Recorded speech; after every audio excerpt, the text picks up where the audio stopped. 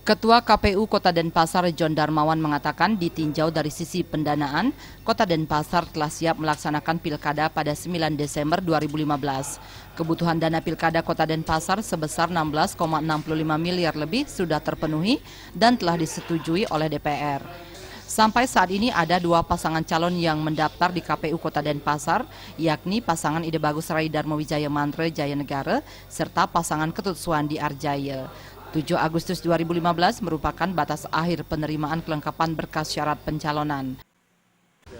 Jadi kita sudah mengajukan anggaran jauh hari sebelum tahapan kita sudah mulai sebanyak 16,6 miliar lebih dan itu sudah disetujui DPR kemarin dan untuk tahapan ini sudah berjalan dengan anggaran yang disediakan oleh pemerintah daerah.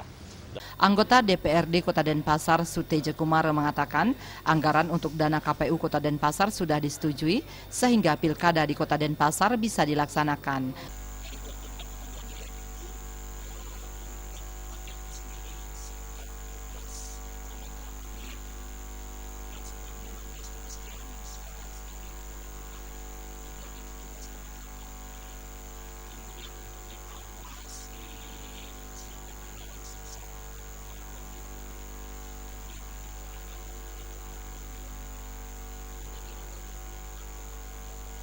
Adi Setiawan dan Alit Setiawan, Bali TV.